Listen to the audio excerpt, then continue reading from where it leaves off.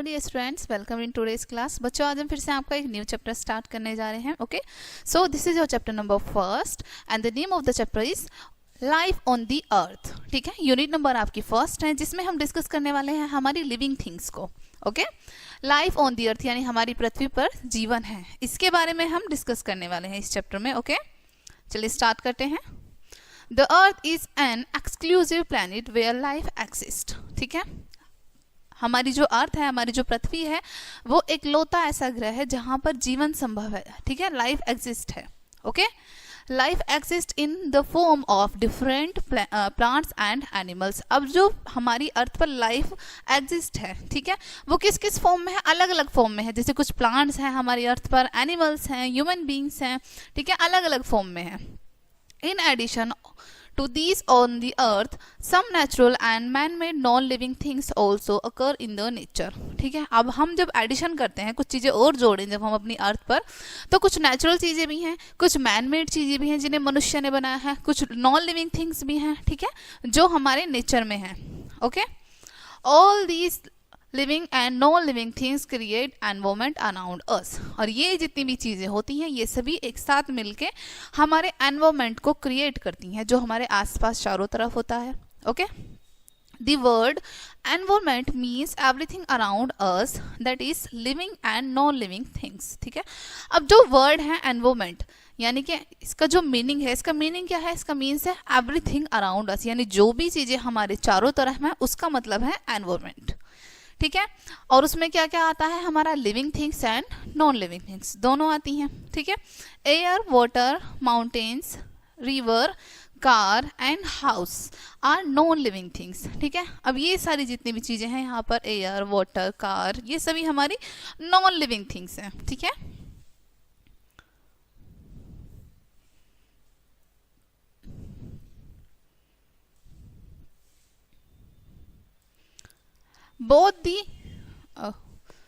both the living and non-living things are affected by the surrounding environment around themselves। अब ठीक है, अब जो दोनों लिविंग थिंग्स भी हैं और नॉन लिविंग थिंग्स भी हैं, ये दोनों एक दूसरे को अफेक्ट करती हैं।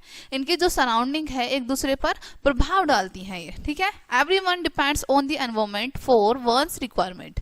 ठीक है, ये जो प्रत्येक चीज़ें हैं ये डिपेंड करती हैं एक दूसरे पर, एनवायरनमेंट के। ठीक है, इनको एक दूसरे की रिक्वायरमेंट होती है। Okay, it's provides our all basic needs like food, shelter and other useful things। ये क्या प्रोवाइड करती हैं? जितने भी हमारी बेसिक नीड होती हैं वो सभी चीज़ें ये प्रोवाइड करती हैं, जैसे हमारा खाना, शेल्टर यानी रहने के लिए जगह, और other useful things. Okay, all living things are the parts of the environment in one or the other manner। जितनी भी लिविंग थिंग्स हैं वो पार्ट होती हैं हमारे एनवायरमेंट का हर हाल में, यानी कि किसी न किसी तरीके से वो हमारे एनवायरमेंट का पार्ट होती हैं। ठीक है, व्हाट इज अडेप्टेशन या फिर हैबिटेशन? अब अडेप्टेशन या फिर हैबिटेशन क्या होता है, चलिए जानते हैं। Every living things is habitual to live at a certain place. अब जितनी भी लिविंग थिंग्स हैं वो हैबिचुअल हैं, यानी उनको आदत है, वो कहीं ना कहीं रहती हैं, उन्होंने कहीं ना कहीं अपने लिए रहने के लिए जगह या फिर घर या फिर कुछ ना कुछ ऐसा बनाया हुआ है जहाँ पर वो सर्टेन प्लेस पर रहते हैं। ठीक है, here the word adaptation, habitation. ठीक है, habitation means that each and every living things adapts itself in a specific kind of habitat। ठीक है, अब यहाँ पर आपको बताया गया है कि अडेप्टेशन या फिर हैबिटेशन का मतलब क्या है। ठीक है, इसका मतलब है ईच एंड एवरीथिंग, यानी कि जो भी चीज़ें हैं, ठीक है, प्रत्येक चीज़ लिविंग थिंग्स जो है अडेप्ट कर लेती हैं वो खुद को जिस भी सराउंडिंग में उसको रहना है। ठीक है, स्पेसिफिक काइंड में। ओके, जैसे मनुष्य घर में रहते हैं, जानवर कुछ जंगल में रहते हैं। ठीक है, तो उसको उनका हैबिटेट कहते हैं, जिस जगह पर वो रहते हैं। ठीक है, nature has armed them to survive successfully in a particular habitat. ठीक है, अब नेचर ने क्या किया हुआ है? सर्वाइव करने के लिए, सभी को सक्सेसफुली सर्वाइव करने के लिए उनके पर्टिकुलर हैबिटेट दिए हुए हैं। ठीक है, for instance polar bear and seal are habitual to live in very cold regions. ठीक है, that is polar region, while camel and cactus habitual to live in the desert. ठीक है, अब आपको यहाँ पर बताया है जैसे यहाँ पर आपको बताया है इंस्टेंस, जैसे पोलर बियर है और सील है, ये बहुत ठंडे इलाकों में रहते हैं जहाँ पर बर्फ पड़ती है, ठीक है। तो ये क्या है, हैबिचुअल हैं उस एरिया में रहने के लिए, इनको हैबिट है उसमें रहने की, ठीक है, इसलिए ये वहाँ पर अच्छे से सर्वाइव कर जाते हैं। सिमिलरली आपको यहाँ पर बताया है कैमिल जो होता है और कैक्टस जो होता है प्लांट, ठीक है, ये कहाँ पर रहते हैं, डेजर्ट में, रेगिस्तान में, जहाँ पर बहुत गर्मी पड़ती है। तो ये उस एरिया के अकॉर्डिंग अपने आप को वहाँ के अकॉर्डिंग, उस रीजन के अकॉर्डिंग वहाँ के लिए हैबिचुअल हैं ये, okay. Animals that are habitual to live in polar regions are occupied with dense furs and more fats which save them from the cold wind and snowfall, ठीक है। अब ऐसे एनिमल्स जो कि हैबिचुअल हैं पोलर रीजन्स में रहने के लिए, यानी कि जो ध्रुव होते हैं ना, उत्तरी ध्रुव, दक्षिण ध्रुव, उनमें ठंड पड़ती है अधिक, उनमें रहने के लिए जो हैबिचुअल हैं उनके क्या होते हैं, वो उनकी जो स्किन होती है उन पर बहुत ज़्यादा फर होते हैं, डेंस होती है, घने फर होते हैं, ठीक है, बाल बहुत ज़्यादा होते हैं, ठीक, फैट होता है उनकी बॉडी पे ताकि वो कोल्ड में सर्वाइव कर सकें, ठीक है। यहाँ पर आपको इमेज भी शो की गई है कैक्टस की, पोलर बियर की एंड डेजर्ट, ठीक है। Animals or plants that are habitual to live in desert need less water to survive, ठीक है। कोई भी एनिमल या प्लांट जो कि हैबिचुअल, जिसको आदत है डेजर्ट में रहने की, रेगिस्तान में जो सर्वाइव कर जाते हैं, ठीक है, उनको पानी बहुत कम मात्रा में उनको नीड होती है पानी की, बहुत कम, ठीक है। Leaves of cactus are formed into thorns to lessen the water loss, ठीक है। अब कैक्टस की जो लीव्स होती हैं, उसकी जो पत्तियां होती हैं, वैसे तो उस पर नॉर्मल प्लांट्स की तरह पत्तियां नहीं होती हैं, ठीक है, लेकिन जो उसमें स्टैम्प्स जो होते हैं उसके, वो उसके लीव्स ही होती हैं, ठीक है। उसकी जो लीव्स होती हैं वो टॉन्स में चेंज हो जाती हैं, कांटों में चेंज हो जाती हैं, ताकि कैक्टस का जो वाटर लॉस है वो कम हो, ठीक है। Its roots are enough long to reach the underground water level, ठीक है, उसकी जो रूट्स होती हैं वो काफी नीचे तक पहुंच जाती हैं वो ग्राउंड में, ठीक है। Similarly, men and animals those live on mountains are habitual to their surroundings, ठीक है। सेम ऐसे ही जो लोग जो मैन और एनिमल्स माउंटेन्स पर रहते हैं वो भी हैबिचुअल होते हैं अपनी सराउंडिंग्स में, उनको उस जगह पर रहने की आदत हो जाती है, वो सर्वाइव कर पाते हैं इसलिए वहां पर, ठीक है। They are short and have the strength to climb high on the mountains, ठीक है। अब वो कैसे होते हैं, शॉर्ट होते हैं, उनके पास काफी स्ट्रेंथ होती है ताकि वो क्लाइंब कर सकें हाई माउंटेन्स से भी, ठीक है। Adaptation also includes body covering, ठीक है। एडेप्टेशन में इंक्लूड होता है हम अपनी बॉडी को किस तरीके से कवर करके रखते हैं, okay. Body covering helps to protect body organ. अब बॉडी कवरिंग से क्या होता है, हमारे जो इनर ऑर्गन्स होते हैं बॉडी के वो प्रोटेक्ट रहते हैं, ठीक है। Some body parts are used for getting food and protection. अब कुछ बॉडी पार्ट्स हमारे क्या होते हैं, यूज किए जाते हैं किस लिए, फूड प्रोटेक्शन के लिए, ठीक है।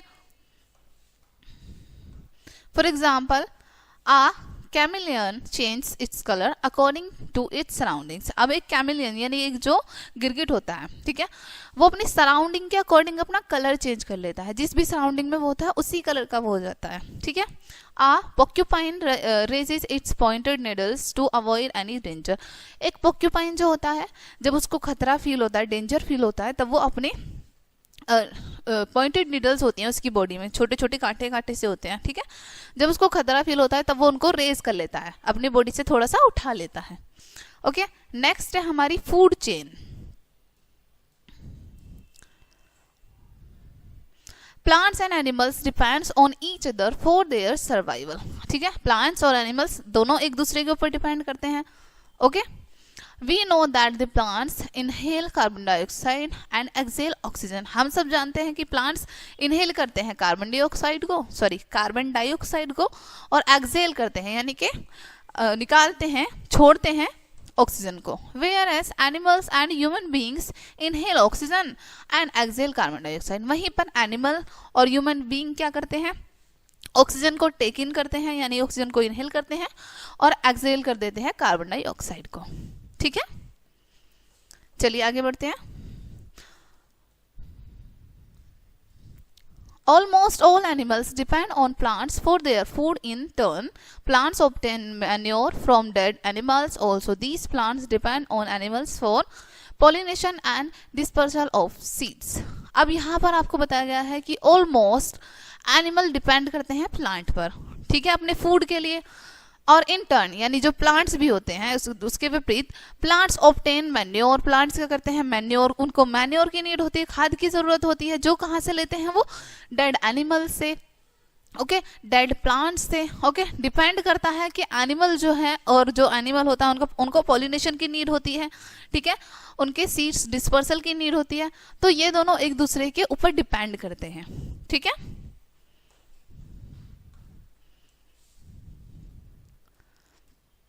The nature has correlated all the living things in a chain, ठीक है। नेचर में क्या है, जितनी भी चीजें हैं एक दूसरे से कोरिलेटेड हैं, जुड़ी हुई हैं, ठीक है, एक दूसरे के ऊपर डिपेंड करती हैं, एक चेन बनी हुई है प्रॉपर, ठीक है।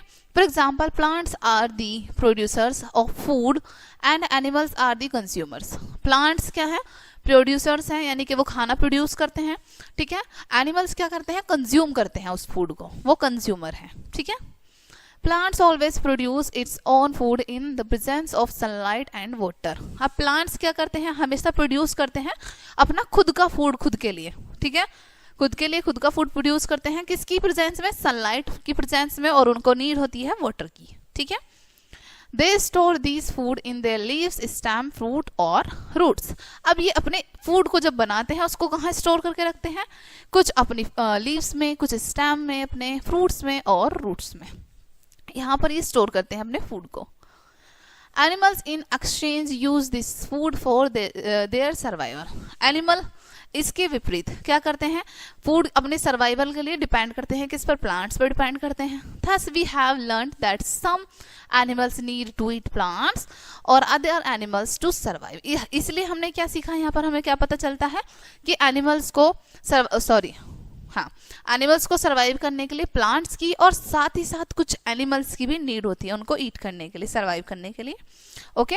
And these are eaten by other flesh eating animals. और वो जो प्लांट होते हैं, वो जो एनिमल्स होते हैं, उनको अदर एनिमल जो होते हैं जो फ्लैश को ईट करते हैं उनके द्वारा ईट कर लिया जाता है। देखो यहाँ पर फूड चेन बनी हुई है,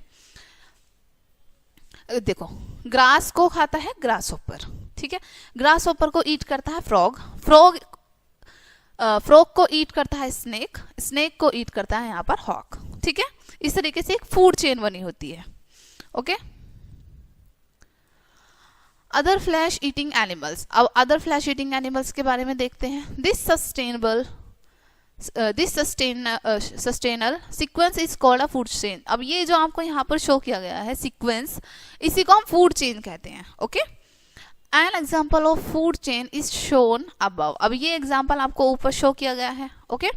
We know that a lion eats deer for its survival. हम जानते हैं कि लायन अपने सर्वाइवल के लिए यानी खुद को सर्वाइव करने के लिए डियर को ईट करता है, okay.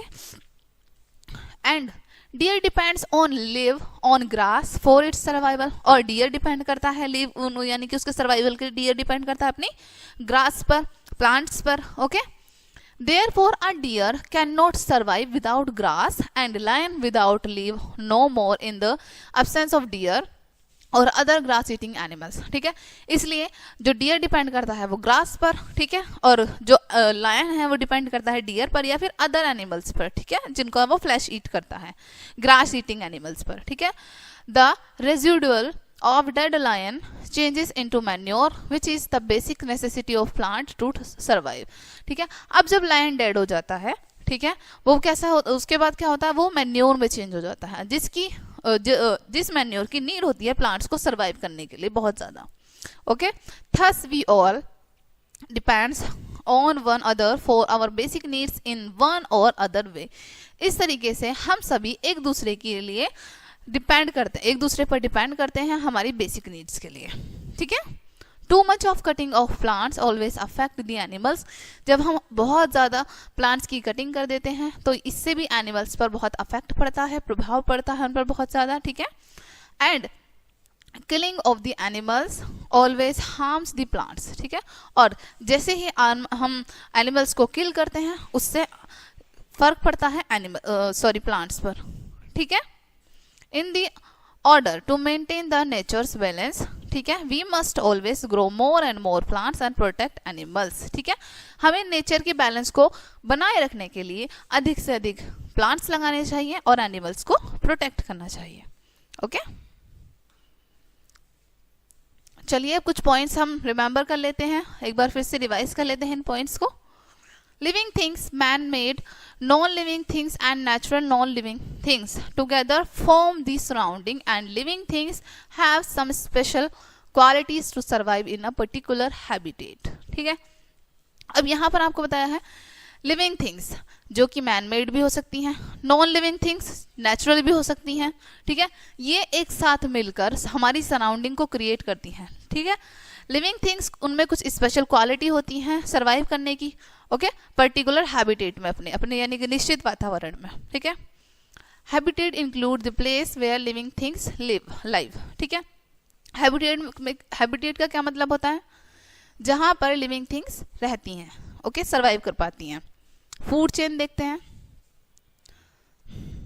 Food chain is sustainable sequence in which plants are eaten by some animals and grass eating animals are eaten by other flesh meat eating animals। ठीक है, फूड चेन में क्या होता है? सीक्वेंस बना होता है जिसमें प्लांट्स को ईट किया जाता है एनिमल्स के द्वारा, और कुछ ग्रास एनिमल्स को ईट किया जाता है अदर एनिमल्स जो कि फ्लैश ईट करते हैं। ठीक है, plants are called the producers of food while the animals are known as the consumer। Plants को हम प्रोड्यूसर कहते हैं क्योंकि वो फूड देते हैं। ठीक है, एनिमल्स को कंज्यूमर कहते हैं क्योंकि वो प्लांट्स को ईट करते हैं। ठीक है, the sun is the ultimate source of energy. Sun क्या है? हमारा अल्टीमेट सोर्स है एनर्जी का। सन से ही हमें मोस्टली एनर्जी मिलती है। ठीक है, photosynthesis is the process of making food by leaves of plants with the help of water and carbon dioxide in the presence of sunlight. ठीक है, फोटोसिंथेसिस एक प्रोसेस है जिसमें हमारे प्लांट्स फूड मेक करते हैं with the help of sunlight and water. ठीक है, सो डियर स्टूडेंट्स, ये चैप्टर आपका यहीं पे फिनिश होता है। आई होप ये चैप्टर आपको काफी अच्छे से समझ आया होगा। मिलते हैं नेक्स्ट वीडियो में, एंड थैंक्स फॉर वॉचिंग।